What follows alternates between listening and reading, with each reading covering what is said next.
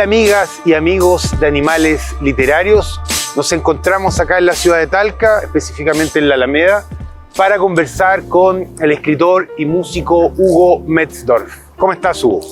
Bien, hoy bien. Espero que no nos llueva nomás, porque hay unas nubes medias traicioneras dándose vuelta. Traicioneras, claro. Oye, Hugo, bueno, gracias por estar acá con nosotros en el programa. Tú naces en Antofagasta, ¿cierto? Exactamente. Y de adolescente más o menos llega acá a la ciudad de Talca. Me voy más al norte. Mi padre trabajaba en la banca, en el banco. Entonces andaban trasladándolo. Entonces nací en Antofagasta, todo lo que tú quieras, mi infancia. Y muy tempranamente, tipo 10 años, me voy a Iquique, porque lo trasladan a mi padre.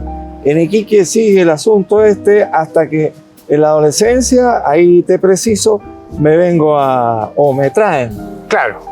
A Talca. A Talca. Y yo llegué a Talca, imagínense tú, que lo único que conocía allá eran los espinos, los pimientos, los jotes y las gaviotas. Ya. Llegué acá y ese pajarraco, y ese pajarito, y aquí hizo árboles y todo. ¿Qué es eso? ¿Qué es eso? Ya, o sea, el paisaje, el territorio te deslumbró cuando Y la lluvia a balde, pues. Y la lluvia. Porque allá salíamos con que llueva, la vieja está en la cueva y caía una garubita y salíamos en la plaza, los cabros chicos, a que siguiera lloviendo. Porque todas las casas incluso tienen techumbre así, ¿ve? Plana. Ya, que no consideran la lluvia, ni el invierno, eso a veces cuando ni el invierno feroz que acá. Claro. Oye, ya, y tú llegas acá al Maule, estudias en el Liceo Abate Molina. Sí. ¿En qué momento llega la literatura a tu vida, Hugo? ¿Cuando estabas en el norte, cuando estabas en Antofagasta, en Iquique, cuando llegas al Maule? ¿Posterior a eso, entre medio? Mira. ¿Fue un profesor, fue tu padre, fue un familiar? ¿Solito llegaste, descubriste los libros, la escritura? ¿Cómo es ese primer acercamiento? Mira, en el área humanista no me iba mal, pero donde sí no me iba muy bien era en la manera como enseñaban mis colegas profesores. Hay algunos que se le ocurrió enseñarnos Hijo de Ladrón al hilo de la novela hispanoamericana ese 2000 Boys. Entonces yo sabía las técnicas de los análisis estructurales de la novela, pero se me desapareció el Hijo de Ladrón.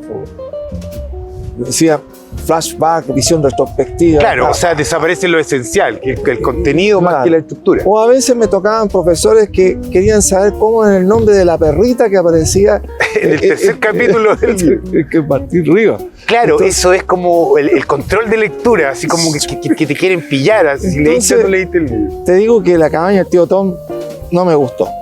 De hecho, después la volví a releer cuando se la pidieron a mi hija y como le daba lata, me puse a sentar yo a leerle la cabaña del tío Tom. Pero me impresionaron algunos personajes bien puntuales. Uno de ellos es el poeta de la novela La ciudad de los perros. No el jaguar, el poeta.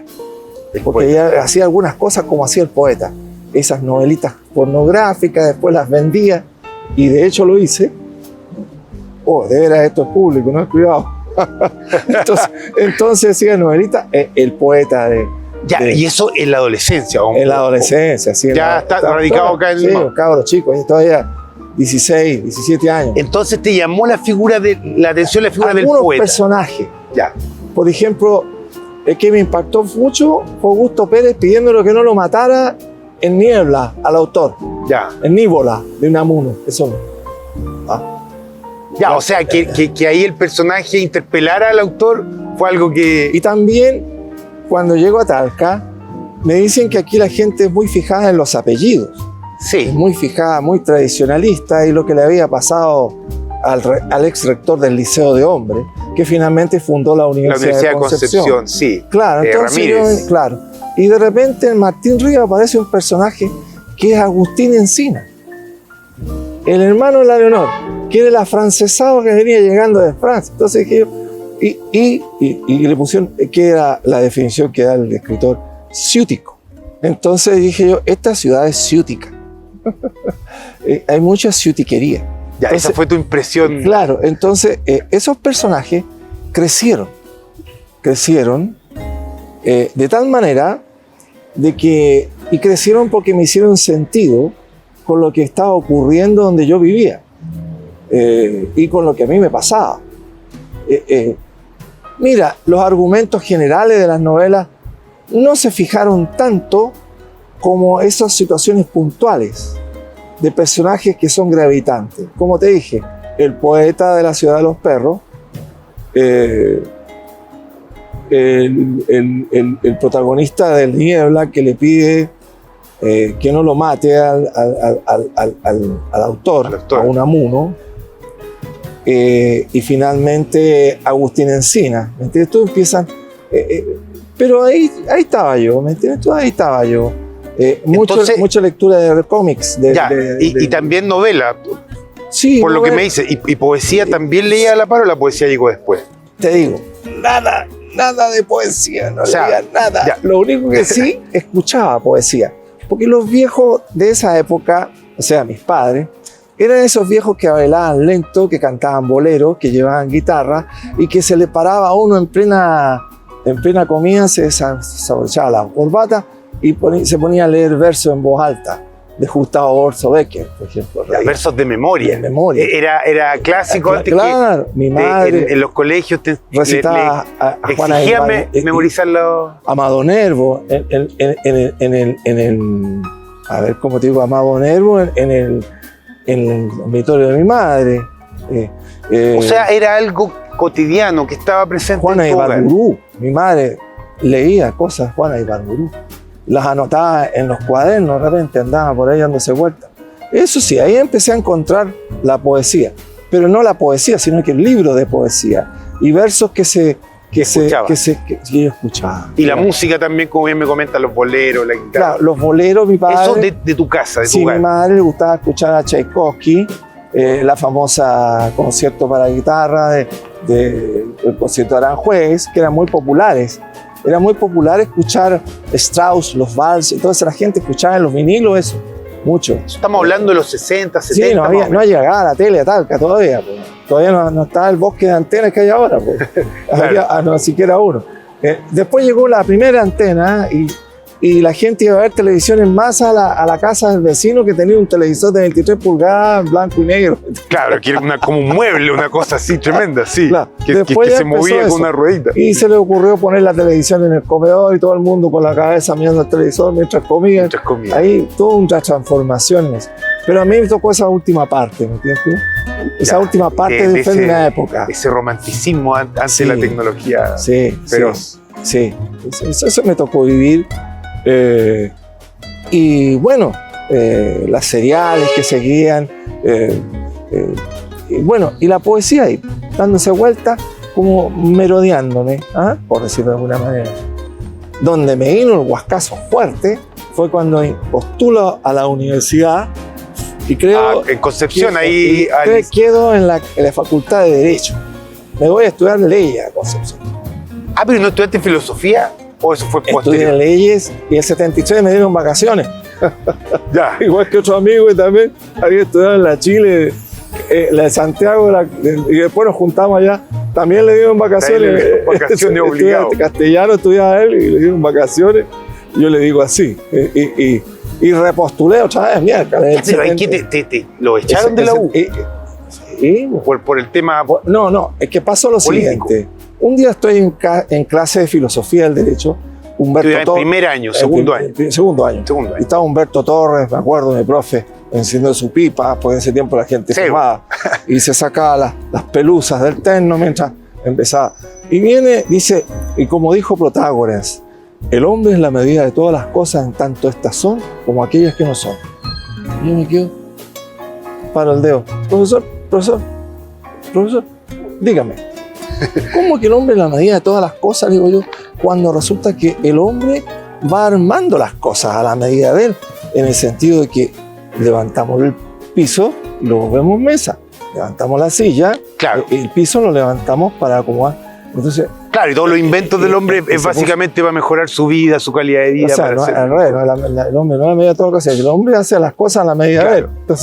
Entonces me quedo mirando, me dijo, eso vaya a preguntarlo allá al frente, me dijo, bien fuerte. Medio molesto.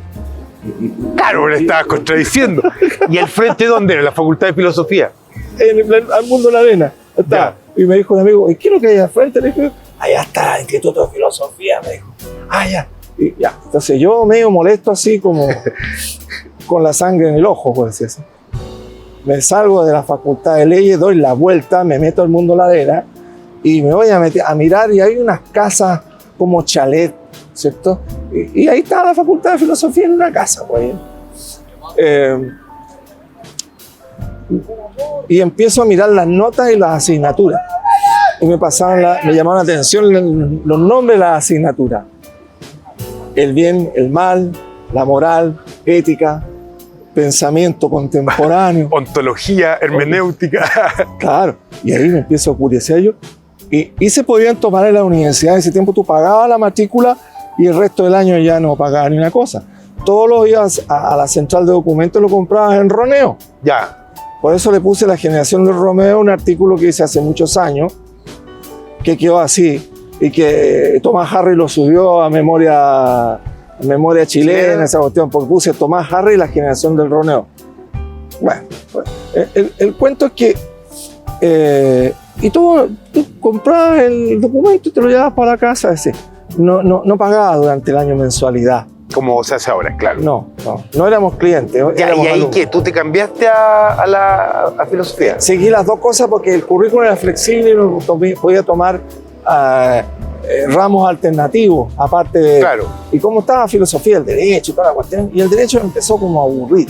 2 años más adelante mío era Jaime Campos. Jaime Campos, mucho más delgado, con un terno cruzado, jugaba ajedrez. Estaba jugando ajedrez. Como Marcel Duchamp. Una cosa Bueno, para el así. ajedrez. Entonces, bueno, dicho todo esto, estoy en ese menester yo, y viene este asunto del 11 de septiembre. Entonces pescaron la nómina de todos los alumnos que tenían doble militancia, por decir así. Ya. Porque suspicazmente y fascistamente pensado, dijeron, aquí hay gato encerrado. Estos gallos son gente que está haciendo política en los centros de alumnos. Claro, son que se mueve operadores por aquí, políticos. por allá, claro. Y habían algunos que sí, en periodismo, sobre qué. Olvídate. En ese momento, cuando vino el golpe militar, yo estaba en mi casa, que por aquí cerca, y no sé por qué no viajé. Y cuando iba a viajar, mi papá dijo, no, te quedas aquí en la casa, me dijo. Sí, fue buena idea. Y vuelvo el 75, otra vez. Pero en el intertanto, del 75 en adelante, se creó en el Instituto de Filosofía. Ya había caído en mis manos, imagínate, el primer poeta que cayó en mis manos fue ni más ni menos que los poemas y antipoemas de Don Nica. De Nicanor Parra. Nicanor Parra. O sea, ese fue el primer texto. El primer poético poesía que leí, ya. Nicanor Parra. Después apareció el paracaidista con Vicente Con Huidobro. Huidobro, claro, Altazor. Altazor.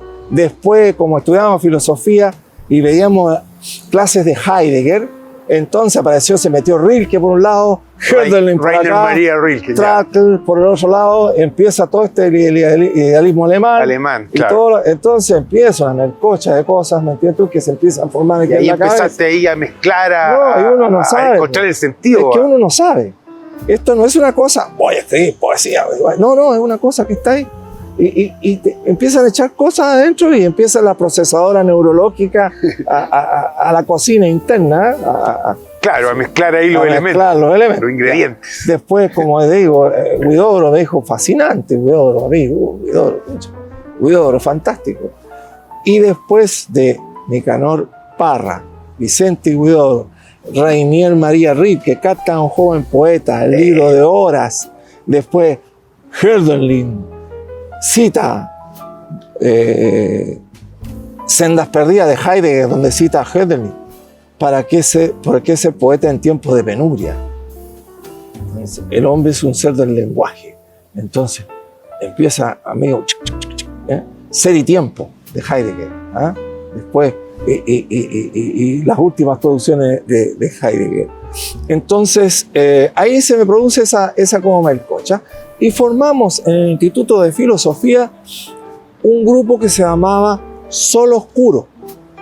Bueno, las circunstancias eran como para que se llamara así. Claro. Era un cuadernillo de un taller de poesía que dirigían a veces profesores con formación Y publicamos.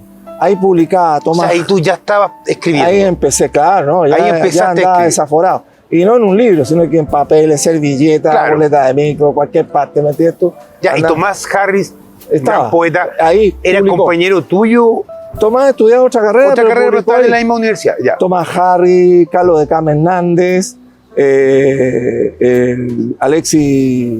Aquí, por aquí, mira.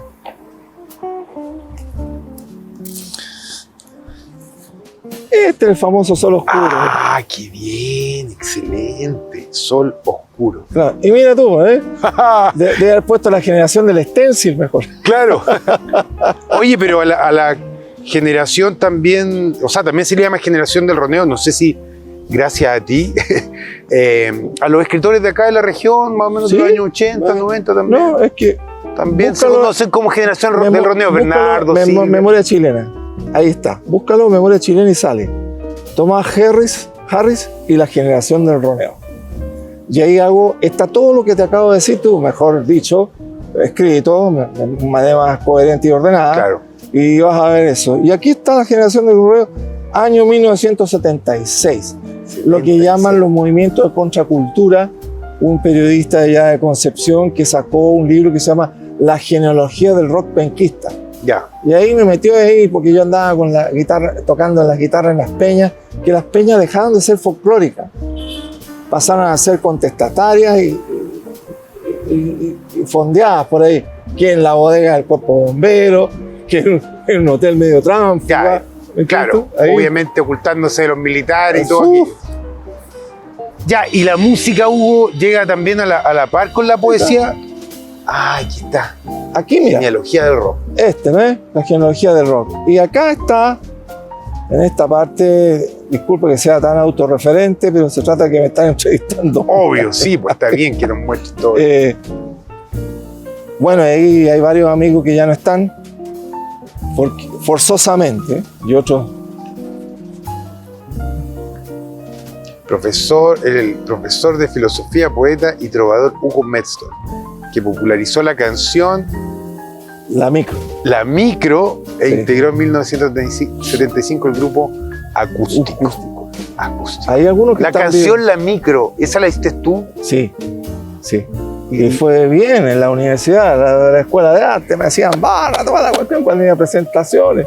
Ya, o sea, ese era tu hit en ese momento, La Micro. Sí, la famosa micro, sí. Ya, y eso tú lo escribiste como una canción, como un poema, y que después lo musicalizaste. Es que la micro fue ¿Cómo escrita- fue la estructura? Mira, a ver, esta es una cosa muy misteriosa e inefable y cuesta explicarla tan sencillamente, ¿ah? Porque uno incurre en el error de querer enmarcar lo que es inmarcable. Claro. Porque en el fondo tal vez uno no es dueño de sus obras. Pareciera que alguien habla a través de uno. No sé si con el resto de los colegas les pasará lo mismo. Cada uno tiene su vivencia.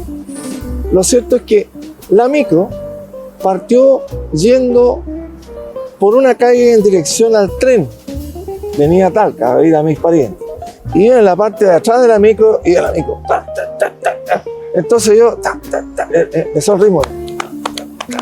¿Entiendes? Y empecé a describir lo que pasaba. Esa es una canción. O sea, que tú yo ibas ya- sentado atrás y empiezas a describir qué pasa en la micro. O sea, una Adelante. señora con bolsa, un niño, Claro, niño. un borracho, un payaso a hacernos reír, Exacto. en fin. Hay un conflicto La con el caja, chofer. los billetes, la cuestión. Ya. Dios es mi copiloto. No La apure, gallina. No toque la bocina, no salga temprano. Y todas esas cuestiones. Claro. Y bueno, y esas famosas micros destartaladas, donde los pelusas se colgaban atrás para llegar. Entonces, ahí empezó, allá. Pero pues, ¿sabes dónde siguió? Camino para Pencagua, un fundo. En una micro rural. Ya, ¿Dónde esa estoy? micro que tiene sacos, corderos, Sí, gallinas. esa Ya. micro donde la gente huele como a carbón y clavel. Claro. El aroma de la gente es de carbón y clavel. Entonces yo iba y tenía que tener cuidado de no pisarle el cogote a un pavo que se asomaba por un saco. Claro. Los sacos de harina, de papa. Un saco de no, harina y un par de corderos en el techo. Entonces, sí, yo alcancé a andar en San Miguel. claro, esas micros. Y ahí también, pues, ¿no? Y la manija que se abre, que se cierra. Ya, o sea, tú a partir de la observación empieza una escritura descriptiva. Descriptiva. Lo que se llamaría una trova descriptiva, que esa la micro textualmente no tiene a mi juicio, aspiración poética con todo lo que significa la poiesis, sino que más bien es la descripción de un acontecimiento. Claro, es simplemente más narrativo, tú vas describiendo, narrando, describiendo nomás, todo. Cosas graciosas. Claro, muy influenciado por el Payo Grondona de esa época, muy influenciado por ese tipo de cantautores chilenos urbanos. Ya. Y por ahí empieza el rock urbano y toda la cuestión, y la guitarrita para arriba y para abajo. Ya, pues me invitaban, había un tipo que vendía canela en la plaza, que le decían el Canela. Obviamente. Y ese hacíamos canciones así donde él hacía como una paya, y iba tocando y apayando. Entonces decía, y llegaron los pacos y toda la cuestión, y íbamos echando de todo tipo de cosas, pues vituperio y toda la cuestión, y yo al lado ahí tocando la guitarra. Y era compañero mío de ese tiempo, Emilio Sherman, de la universidad, que estudió en el Instituto Chileno-Alemán, y sacó un doctorado de perfeccionamiento y se fue a Alemania y no volvió nunca más, porque no le gustaba que le dijeran que era marxista, era marxiano, me decía yo. Yo soy marxiano, no marxista. No marxista. Entonces se fue a Europa y no volvió más Emilio, se fue a la RDA en ese tiempo, y con él tuvimos varias veces, tocamos, eso no está en el libro, hay otras cosas. Bueno, dicho todo esto, el ambiente, así pues, que los poetas, que los recitales. O sea, estaba todo como unido, había una fusión. Es que Concepción era una cosa así. Más encima en tiempo de dictadura, claro. No, es peor. O sea, había a ver cómo te digo, puede sonar feo tal vez, pero yo decía, y sale en el libro, a mayor represión, más creación, decía. A mayor represión, más creación. Ya, así lo entendías tú. Claro. Oye, te quiero llevar entonces a la próxima pregunta. Entonces, ¿por qué escribes? ¿Cuál es la razón fundamental por la que tú comienzas por lo menos a escribir? ¿Es por ese enemigo común que en este caso era la dictadura, el Pinochet, eran los militares, por esa represión? Sí, mira, no. ¿O son varias cosas? También lo que observa, la música. Mira, yo cuando chico me decían la abuelita, porque yo en el patio me ponía a contar historias que iba inventando en el momento. El cabro chico, la abuelita. O sea, tú siempre inventaste historias. Siempre fui sonoro. Trabajaste en la imaginación. Fui sonoro. En voz alta. Exacto. Ya, más que claro, escrito. Y después se fue para adentro. Ya. Las palabras. Y una vez adentro, comienza a formarse como un calidoscopio de cosas. Entonces, ya los textos de canciones se separan de la música y comienzan a ser solos los textos. Y de repente quiero como hacer el matrimonio entre Erato y Euterpe, como dirían los griegos, entre la musa de la música y la poesía. Y no, déjame hasta ahí. O el texto me dice, un momentito, yo tengo mi ritmo, mi pulso. Tengo el coro, no me vengas a meter aquí una notita y me vas a sacar una por aquí y por allá. No, porque claro, el poema tiene su ritmo, el poema es una melodía transformada en un lenguaje escrito. Y la música es un lenguaje sonoro. No son, no son incompatibles, pero a veces no se aceptan. Claro. Por eso yo creo que es genial. Claro, no podemos hablar de lo mismo. Por eso yo creo que la altura para Machu Picchu, los Jaivas, fue genial, porque lograron conciliar la poesía de Neruda con la música. Fue un trabajo excepcional. O sea, increíble la altura de Muy bueno, muy bueno. Me saco el sombrero donde sea, los Jaivas. Sí, no. Entonces, es porque es difícil. Sí, mira, yo he escuchado, por ejemplo, Congreso tiene un disco de Parra. Uno de los mejores. Sí, muy bueno también. Bueno, Zurita también ahora hace algo con Gonzalo y los asistentes, sí. Pero ahí él, claro, como que declama. Sí. No es la musicalización como tal de... Yo trabajé con poemas de Matías Rafí, musicalicé 2 poemas. Ya. Hay un poema que sacó en un libro de Matías que se llama Antología Minúscula, que la Emma Yau decía, Matías está escribiendo homeopáticamente, me decía, que era cortito. Es un poema que Enrique Villablanca... Homeopáticamente. Es un poema que a Enrique Yalanca le gustaba mucho, ya fallecido, buen poeta, crítico, literario, Enrique, gran amigo. Decía el poema, imagínate, el girasol a mediodía alza sonrisas amarillas, en la noche es negra paloma abandonada. Y ahí y dice, a eso tan corto, hizo música y con arreglos que me ayudó. Claro. Los chicos de la orquesta clásica, le hice unos arreglos para violín, y tuve la suerte de tocarlo con un homenaje que se le hizo en la Universidad Autónoma a Matías. A Rafide. Sí, a Matías Rafide, sí. Bueno, y ahí empieza, como quien dice, en un comienzo va un relato musical descriptivo, después se separa el texto y se vuelve con un cuerpo propio. Entonces, situaciones como están en un taller mecánico, mientras arreglaban el cacharro, que le decían chispiro, porque en el campo le dicen chispilo a los caballos, esos que son como un poquito más como el caballo del Quijote, bueno, Ya. el caballo que ya no va más. Entonces, el chispilito que tenía yo, que tenía mal el eje leva, que es una cuestión que da vuelta arriba, que mueve las bujías y sonaba así, ta, ta, ta, ta, ta. Y nos estaban arreglando y estaba destapado el auto, yo estaba sentado así, cuando de repente, entre puros fierros mecánicos, sacando cuestiones, todos con olores llenos de grasa, el compuesto... Con el calendario y con las chicas semidesnudas. La pelucha de los tiempos que salía el Playboy, metes tú unas tremendas cuestiones así, y de repente miro y aparece un gato. Así, entre medio de todo eso. Entre todo aparece el gato. Parsimonioso. Parsimonioso, mirando siempre, levantando su cola, y ahí me viene un poema que se llamó Mascota del Taller. Ya. Pero, O sea, tú igual siempre con un ojo así sí, como y de repente, para capturar esos momentos, claro, para poetizar esos momentos. eso, sí, es una cosa extraña. Yo nunca me podía entender. Porque es algo tan cotidiano, normal, Sí. no sé si vulgar, pero cotidiano. Y eso que se lleva Ya al lenguaje. dejó la descripción realista y ya empieza como una especie de realismo fantasiado. Ya. Empieza como una... Sí, exacto, como un encantamiento. ¿Ah? Que, no te voy a decir que voy a creer como los románticos alemanes que vinieron los dioses, me tocaron. Y ahí llegó la inspiración, claro. No. Es una cosa fantasiada. Como cuando íbamos en el auto con mi hija en la noche, ya vi una luna así.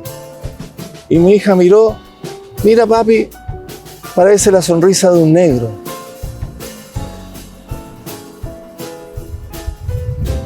En la noche pende la sonrisa de un negro. Ah, De la ya ahí noche, te la de la sopló. noche cuelga. Oye, O voy entrando a la casa después de una lluvia, vi las paraguas. En el perchero de mi casa duerme Batman, ¿ah? Por decir alguna cosa. Claro. Porque está ahí esa cosa. Algunos son éxitos y otros son fracasos. Además que uno no escribe para el éxito. claro. Oye, y bueno, y finalmente, ¿por qué escribe?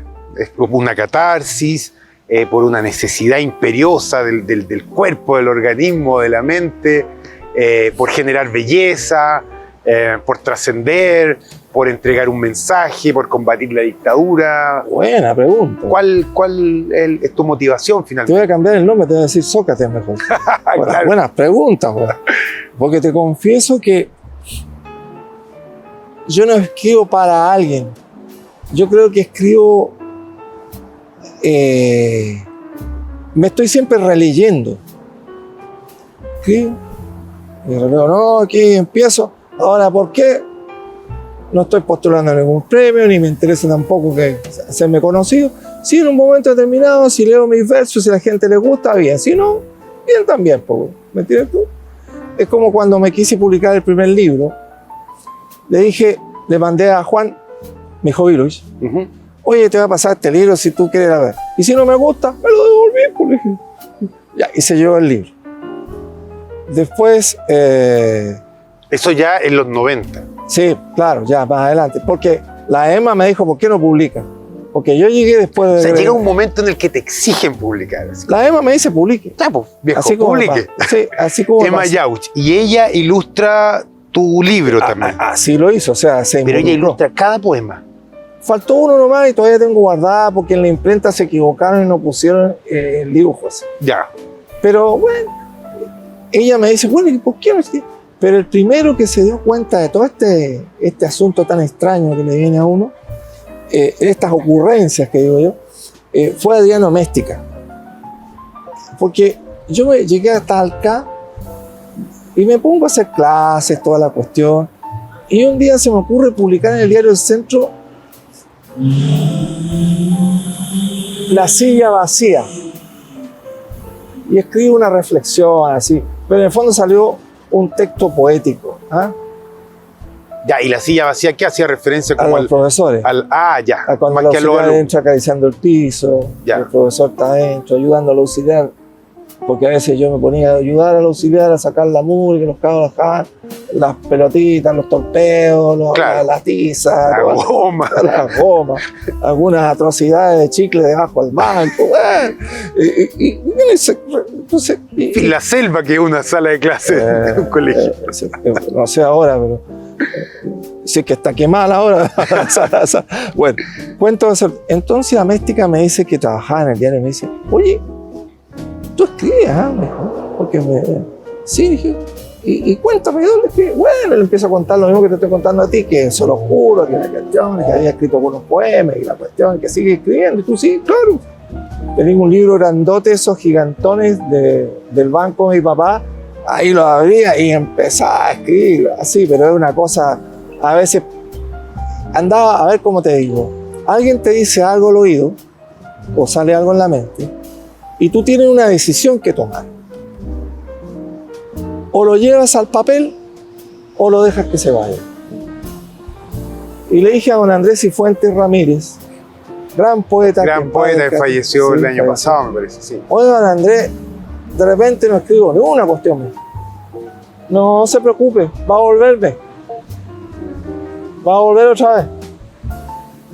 Y Claro, o sea, la literatura es un camino del Viene que otra uno no vez. puede salir.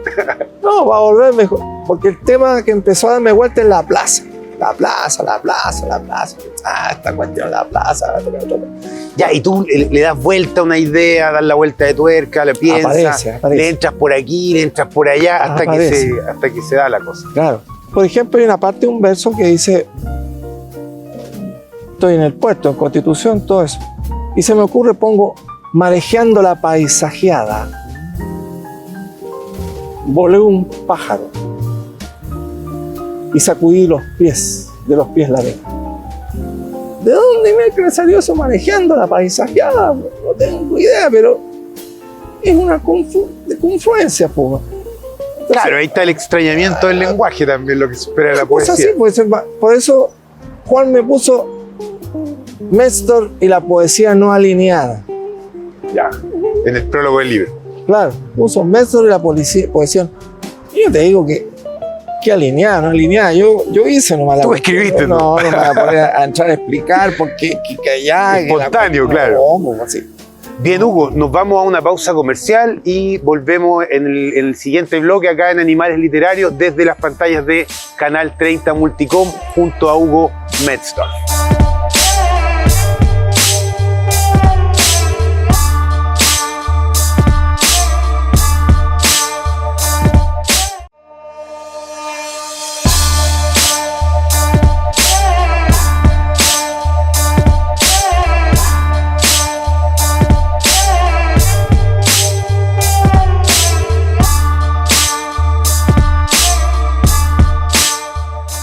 Seguimos acá en Animales Literarios por las pantallas de Canal 30 Multicom en la Alameda de Talca junto a Hugo Metzdorf.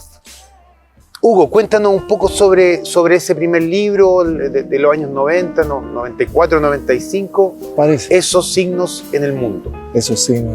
Esos signos en el mundo. Sí. ¿Cuáles eran esos signos? Bueno, ahí lo Buen digo. título, es un buen título. Oye, me costó un mundo. Se lo digo. Me costó varias llamadas donde la Emma. Oye, Emma, ¿qué te parece este nombre? ¿Qué te parece este otro nombre? Este otro nombre. Y este otro. Ese está mejor, me dijo. Ah, ya, listo. Después, Ya, o sea, con ella fuiste más o menos tanteando Claro, el porque- título y ciertas cosas. porque, Bueno, ella también te interpeló para que publicara. Sí, porque un día llego para allá, tráigame su traje, y empiezo a leer en el living de su casa las cosas, una casa que ya no existe. Son Linares, hoy Sí, vivía acá. en Prat, Linares Oriente, Ya, que echaron abajo la casa. Mi amigo Jaime González presentó un recurso de protección para que no echaran abajo la casa, igual la echaron abajo porque es particular, y ahora una fábrica de alambres para hacer rejas para las gallinas. ya, qué lamentable. Esa es la Tú casa de entrabas- Mayauchi tú- Pedro Olmos, Claro, ¿cierto? tú Sí. entrabas a la casa de los Olmos y aquí a la izquierda te encontrabas un muro con un texto de Juvencio Valle. Bienvenido al visitante. Porque Olmo pintaba, de los que lo iban a ver a Neruda, pintó versos de Neruda. Ya. Y tuve la suerte de Estaba dormir en su casa, en los muros en los pintaba muros, versos. pintaba versos, sí. Y yo tuve la suerte de dormir en un catre que había allá, donde había dormido, perdón, estoy tonteando, no, Pablo de Roca, Neruda, donde la hormiguita le lavaba los pies y Neruda le decía, ¿cuándo nos va a llegar el cheque? Le decía a la hormiguita, el cheque le tenía que llegar de Argentina. Bueno, entonces, esas son todas las historias que tengo. Entonces, Ese era como el cuarto invitado. entonces, claro, que me fui a tenía. acostar porque estaba con la pancita bien llena, porque me habían hecho ¿cómo se llama? Una cazuela espectacular, güey. Incluso escribí un artículo al diario con la cazuela con Emma House. Estaba. Y dije yo, he de esperar que se me peguen las musas de estos poetas, porque Si estábamos acá, dijiste tú, claro. me quedé traspuesto, sí. Y hay una anécdota muy simpática, pues cuando Pablo de Roca durmió ahí, en la noche, pero Olmo se levantaba a cada rato a mirar cómo estaba Pablo de Roca. Estaba Ya, durmiendo. preocupado por su Y invitado. Pablo de Roca tenía un aspecto así como el suero de Condorito, Ya. con los pelos así, con esas camisetas, le faltaba el hoyo, no, eso no puedo decir. Se levantaba y abría la ventana del pasillo de la casa. Y estaba helado. La Emma se levantaba, le cerraba la ventana, volvía a dormitorio. Al rato, otra vez el poeta se levantaba y abría la ventana, cerraba. Y al final la Emma le puso doble pestillo y ahí se acabó el problema. Y al otro día el poeta dijo, no he dormido en toda la noche. ¿Ah? Por eso le dije a Naín, oye Naín, ¿por qué no te haces un trabajo como hizo Karl Jasper con Nietzsche? Sobre el tema de la personalidad de Pablo de Roca, su angustia, su estado depresivo y posterior suicidio. Claro. Me dijo, no lo he hecho. Me dijo, ¿por qué no te pegáis una miradita? Le dije, podría hacer. Porque Naín es bien estudioso. Pablo, Sí, no, sí, él tiene varios Sí, libros Naín, sobre ¿verdad? Roca. Sí, sí. Pero volviendo a esos signos en el mundo, porque nos estamos yendo para otro lado, estamos medio caóticos. Después viene Marcela Albornoz, poeta, me dice, yo te hago el diseño. Ah, yo feliz. Po. La Emma, yo hago el dibujo. Y Juan... Ah, o sea, todo ayudando a Everybody, claro, como los Beatles. All together now, así estábamos. Entonces, oye, te digo que... Y espérate, pues, cuando tenía el borrador, estaba en la casa y llegó Floridor Pérez. Una cosa que llegó... Me dijo, a ver, muéstrame. Tengo un librito. ¿Cómo que librito? No, ¿cómo se dice esos libritos? Me dijo. A ver, pásame los textos. Ya. Y se sentó en el comedor, pues. Y estaba con un lápiz, ¿ah? ¿Y qué estás haciendo, Floridor? Estoy contando el número de adjetivos. Me dijo. Ah, muy bien. Ya. Estoy contando el número de adjetivos. Y yo. Ese Estuvo fue- ahí transpirando así como Claro. tenso. Floridor, gran persona, que en paz descanse. Sí, pues el famoso Las Blancas Abandonan. Poema. Claro. Está detenido con el alcalde. ¿Ah? Y casi lo... Bueno.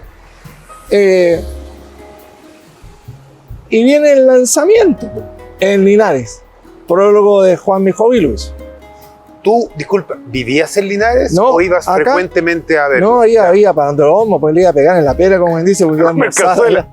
A comer cazuela. Claro, las cazuelas, cuestión lanita. Es la que tenía la señora que le cocinaba, una cocina leña que tenía la Emma ahí. Siempre me iba a meter ahí. Bueno, dicho todo esto, vuelvo a repetir, se hizo el lanzamiento del libro.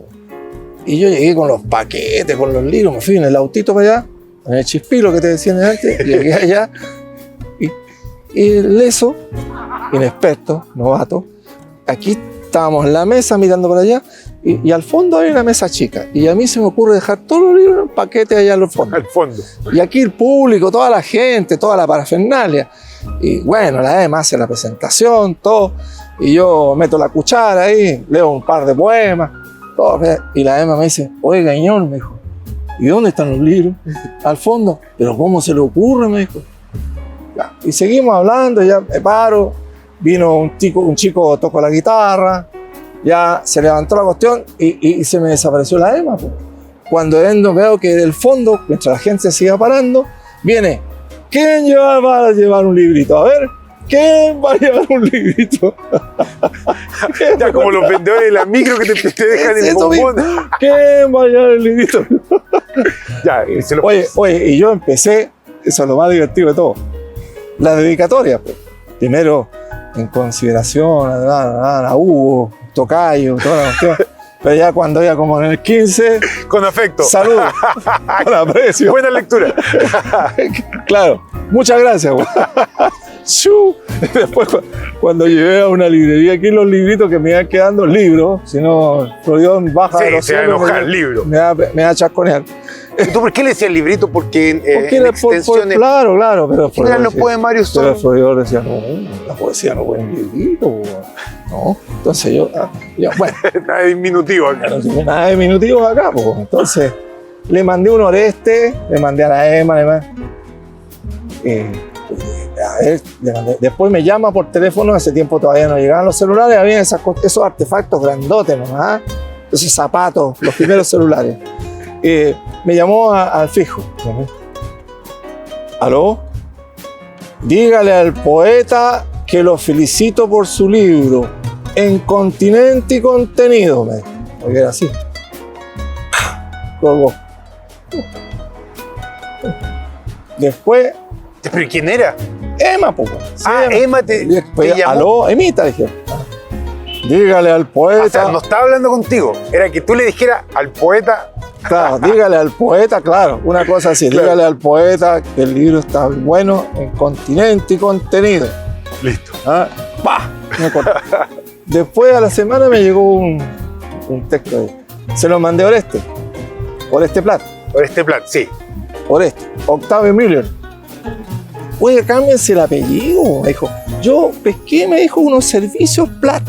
Y yo me puse porque Miller, el poeta Miller, Metzger es muy complicado. ¿Por qué no se pone? Póngase un seudónimo. Ya, él te estaba recomendando más. Eso, póngale seudónimo. ¿Cómo? Metzger, es como muy largo, me dijo. Póngale otro seudónimo. Ya, ahí él viendo como el tema más... Qué locura. ¿De comercial o de cómo claro, tenía razón Oreste, porque él se cambió, se puso Oreste Plat. Y era, el apellido es Miller, el original. Octavio Miller. Pero Miller no es tanto como Metzger. Yo creo que el que podría haberse cambiado el apellido si hubiese escrito poesía es Arnold Schwarzenegger. Claro. No yo. Entonces, y al final queda así, pues, que con eso, total que me metí. Entonces, ese libro, tuviste buenos comentarios, te ayudaron, sí, todo el mundo comentaba. Quedaste conforme. Leyéndolo ahora, no sé, 30 años después, ¿qué te pasa? ¿Te sientes bien? ¿Corregirías algunas cosas? ¿Cómo lo ves, por ejemplo? Desde ahora, desde... Releer es reescribir. Entonces, hay poemas que en ese momento, para mí, formaban parte, pero no eran la princesa consorte del libro. Pero ahora sí, ahora los veo distintos. Ya, perfecto. ¿Ah? Es como en el matrimonio. Tú estás casado con una niña, con hermosa, todo, la ves tanto que de repente la ves, no, pues. Claro, repente, es como cuando repites mucho una palabra y después pierde sentido. Pero después hay una fiesta. Y ella sale del dormitorio arreglada y la vuelves a descubrir. Claro. ¿Ah? Oh. Ya, entonces, y eso te pasa más o menos con este libro. Sí, ocurre a veces. O a veces, bueno, menos mal que tengo una estufa de combustión lenta. Muchos pasaron a... No de los que ya están impresos, no podía tirar el libro adentro. Claro. Pero hay muchos que pasan. Es bueno tener una estufa para hacer el filtro. Para hacer el filtro, sí. Bueno. O a no ser que se equivoque uno, porque a veces eso es lo caprichoso de esto. De repente uno dice, no, esto aquí, allá, pa. Y comete el error de los profes. Cuando tú empiezas a hacer un análisis estructural de un texto, estás haciendo como una disección. Claro. Y solamente se diseccionan los muertos. Y los poemas no son seres muertos, son seres vivos. Entonces, no, eso de andarlo. Es como decía un profesor de la universidad. Si yo voy a analizar los pétalos, el tallo, la raíz, finalmente las hojas, ¿y dónde está la flor? Las espinas, claro, sí. ¿Y dónde queda la flor? Profesor español, ¿qué tenés? Porque en la primera parte de mi estudio tuve puros profesores exiliados, yugoslavos, alemanes. Después cuando volví, desgraciadamente, éramos como 45 alumnos, éramos como 15 después, porque algunos, no sé si los habrán encontrado. Pero eso es lo que te puedo decir respecto del trabajo que uno hace, un trabajo extraño. Oye, y en cuanto al, por ejemplo, al lector, ¿tú piensas en el lector? ¿Tienes un lector ideal? ¿Escribes los poemas que a ti te gustaría leer, por ejemplo, o escuchar? Mira, me pasa lo mismo que con la música. Uno compone una canción, un tema, y no es para que la gente, no es para que llamamos todos, ayúdame como las panditas, como decía el Flaco Spinetta. No. Es que si te gusta bien, si no, se para y se va, no va. Entonces uno escribe algo, no es que yo quiera demostrar lo telúrico, lo lárico, que soy un representante evocativo fundacional, no. Mira, la actividad de escribir poesía es una actividad no solamente muy seria, sino que como yo suscribo lo que decía la Emma, no importa, hay que ser una pulga, pero una pulga buena, me decía.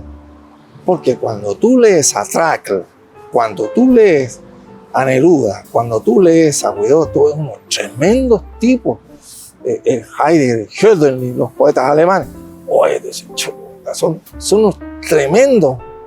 Y uno se ve así como una cosa pequeña, pero orgullosa. Claro. Una pulga bien plantada.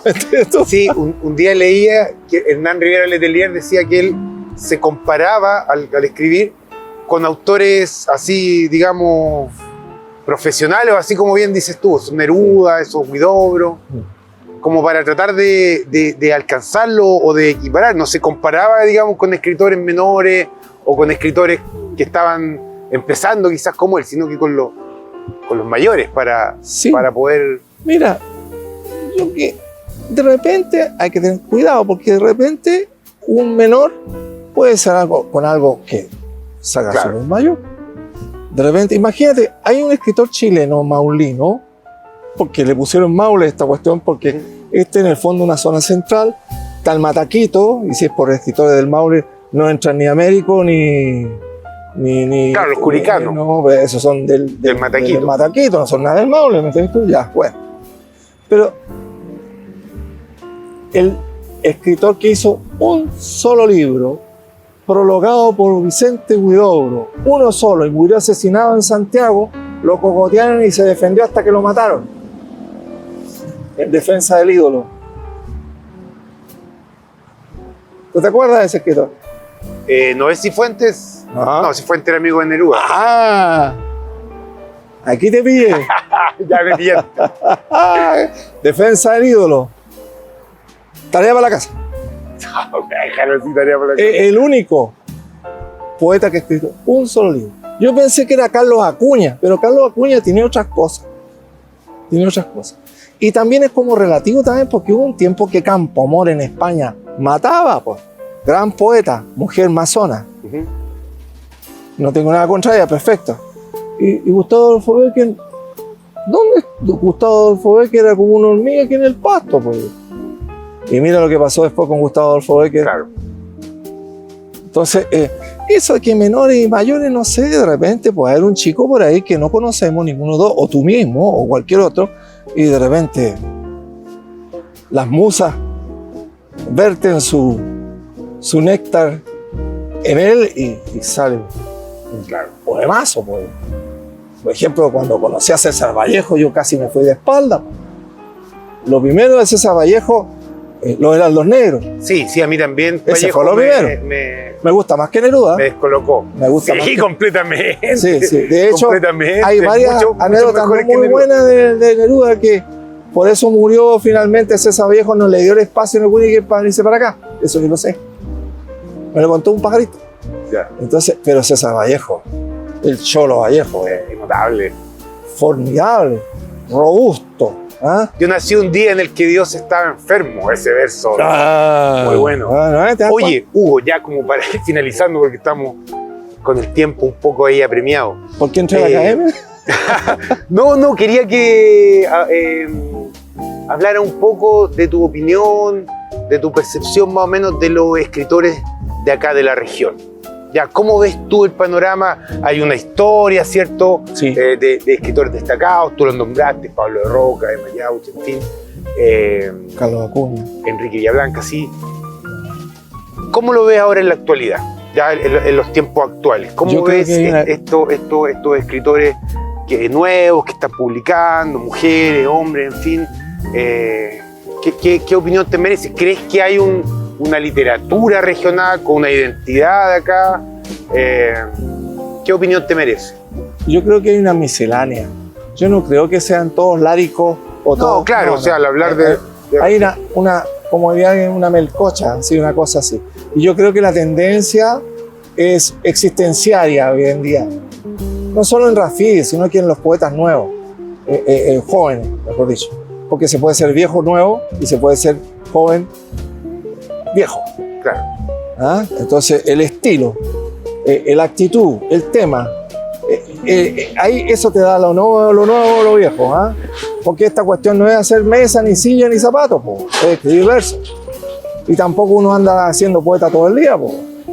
Viene la cuestión y llena y se va. Po. De repente hay momentos de sequía, ¿me entiendes? Hay momentos de abundancia. Es un misterio. Ahora, yo creo que la poesía del Maule tiene tremendos poetas, sin lugar a dudas. Y hay generaciones jóvenes que están apareciendo. El problema que tenemos todos, tanto los del Pleistoceno como los de ahora, es que se está muriendo más que el escritor, el autor, se está muriendo el lector. Hay una muerte del lector. Y te digo que hay una muerte del lector no porque la gente no esté leyendo libros, sino que está leyendo mal, como lectura, como interpretación de la realidad, la falta de creatividad, porque la educación está siendo tendenciada hacia la socialización, no a la liberación del asombro, que es muy importante. Cuando tú liberas el asombro en términos aristotélicos, tú estás liberando la creatividad. La televisión, el celular, que andan todos como chanchos ahora mirando abajo, sí, como unos chanchos. Los chicos a los 9 años ya andan con un celular, todo eso está matando al lector. Y la gente ya no hay lugares, no estamos en el periodo de lo discreto, de lo secreto en el buen sentido, sino que estamos en el momento de la sobreexposición. Claro. Entonces nos llenamos de redes que son verdaderos, más que murmullos, son masas vociferantes que tratan de satisfacer su soledad por un like, la sopita de likes. Entonces eso me preocupa, porque todos los escritores, todos merecen mi respeto en su estilo, todos los que hacen entrevistados son almas sensibles. El problema estriba en que el lector, hubo una encuesta en la Universidad Autónoma donde decían que los profesores futuros de castellano están leyendo tanto o menos que los alumnos. Hice 2 estudios sobre el comportamiento lector en la región del Maule, siguiendo la línea de Vygotsky. Oye, entrevistamos la cantidad Oye, hay problemas de interpretación, hay problemas de lectura, de comprensión sí, pues. Sí. Entonces, me acuerdo que un día hice un discurso por la autoridad, porque cuando ingresé a la academia creían que yo era el profesor Bandera. De repente bajaba el secretario y me decía, oiga, don Hugo, aquí hubiese o hubieron. Entonces yo ya de repente paré la cuestión, porque no voy a andar diciendo, no, esto por aquí, esto por allá. Cuando te digo, me mandaron a hacer un discurso, me dijeron que hiciera yo el discurso porque venía Andrés Gallardo, fallecido también, que fue miembro del número de la academia, experto en literatura hispanoamericana de la Universidad de Concepción, vino porque había una exposición sobre obras inspiradas en la cultura mapuche. Y vino para acá, ya tengo que hacer un discurso, ya, pásenle a este que dicen que es de la academia. Y yo le hice el discurso. Y puse algunas citas en latín, pero como por ejemplo, fe de rata, que son cosas comunes y corrientes para nosotros, vox populi, y cosas así. Y se la haga leer la autoridad. Y el jefe directo, que era un muy buen amigo mío, que es un muy buen amigo, que es escritor también, me dice, y yo dije, qué vergüenza, pero ¿cómo se te ocurre hacerle ese discurso? Este otro se apenas habla castellano, me dijo. Y yo dije, qué terrible, ¿qué voy a hacer ahora? Entonces, Hugo, el tema, y con esto termino, lo importante es que todos los poetas nuevos, no caigan en la arrogancia, que no caigan en la megalomanía. Ojo, que salgan al patio en la noche despejada, no como ahora, miren las estrellas y se acaba al tiro la megalomanía. Que tomen un texto de César Vallejo, de Huidobro, y ahí se acaba la megalomanía. Y degusten la buena poesía. No voy a hacer cosas que, como la anécdota del Quijote, cuando llega a la casa de don Diego de Miranda, el caballero del verde gabán, capítulo 18, se queda con el hijo conversando, que se llamaba, ¿cómo se llamaba el cabrón? A ver, espérate, Lorenzo. Me dice, me han dicho, le dice el Quijote, que usted es un hombre dedicado a la poesía y que es un muy buen poeta, le dice. Y le replica el cabro, mire, de que me dedico a la poesía, sí, pero de que sea buen poeta, Y el Quijote le dice, qué bueno, dijo, que usted sea una excepción, porque no hay poeta que no se crea que es el mejor de todos. ¿Y sabe lo que le contesta Lorenzo? Le dice, habrá alguno que siéndolo no lo reconozca, po. ¡Qué buena! Eso está bueno. Eso está bueno. Capítulo 18 de la visita del Quijote a la casa del caballero del verde gabán. No, pero es genial. Oye, no, como para cerrar este capítulo, este blog y después pasar a la lectura, ¿qué consejo le darías tú a las personas que nos están viendo, que quieren escribir, que escriben quizás narrativa, poesía, en fin? ¿Cómo los motivarías tú? ¿O qué consejos les darías o qué tips les darías para que pudieran seguir adelante? Puras buenas lecturas, los clásicos, que sean como la corriente humanista, volver a los clásicos. Hay que volver a los clásicos.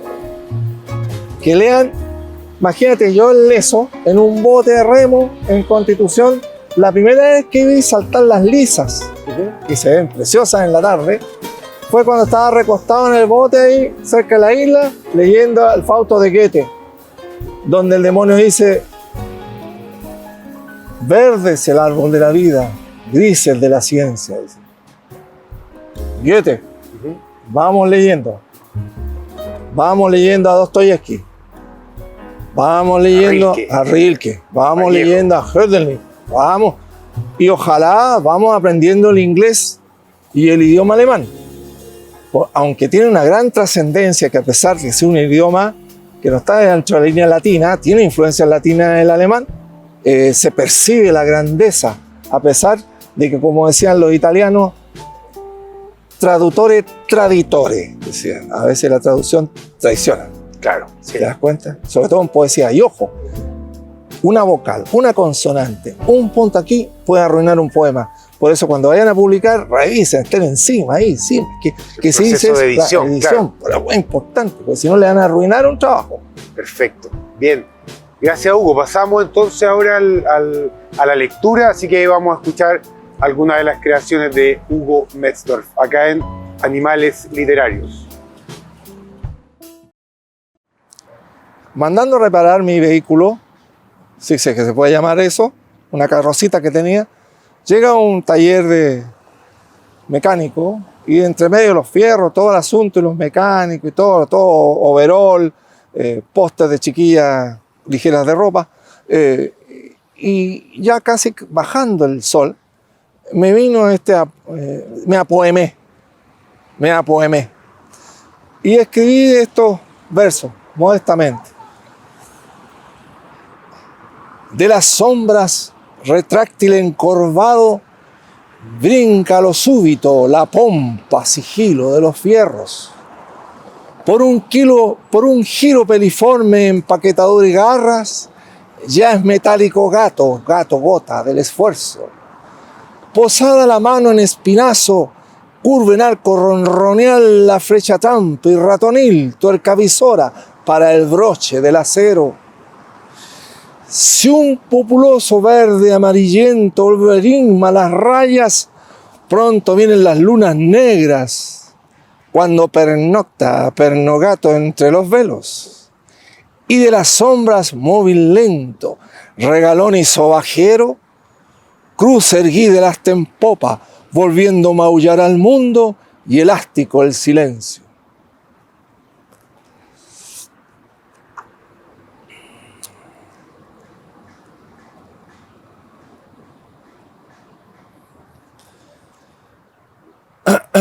Ahora un poema que prefiero que no existiera como poema, que hubiese muerto como poema y tener a mi padre vivo. Pero no es así. Mi padre y la luna.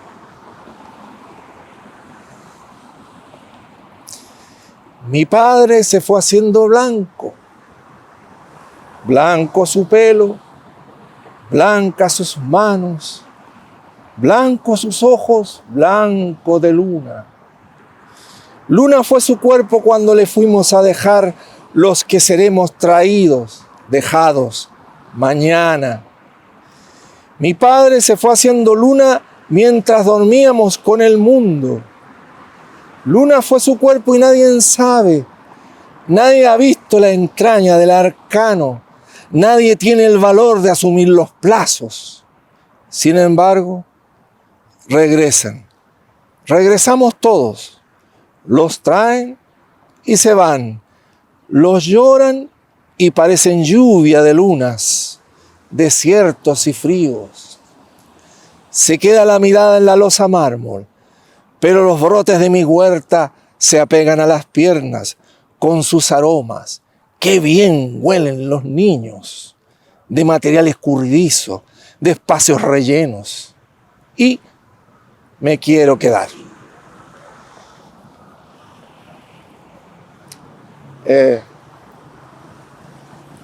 Los nortinos somos buenos para tomar té.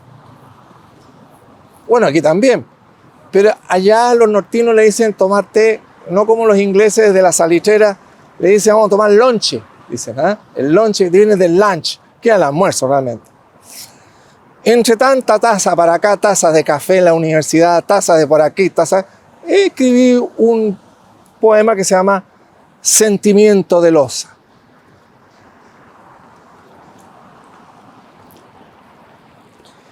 Mi querida taza, taciturna, reguero en bocas de apetencias sorpresivas dando botes por el tiempo. Mi querida taza mascullada, partida y bordilínea, alienta tu fábula invencible con el soplido blanco por elevación y cuchareo. Por tu lejana despensa pende esa araña matamoscas del tejido motivo y lenguaraz revoleado sorbo del sediento. Vengo a decirte algo inmasticable, querida, que tus ondulantes mentiras son palabrero murmullo de los grandes vacíos. Y mi querida taza palatina espera cresta destapada o tumbada boquiabierta para llenar la alfombra que callada inunda el gaznate.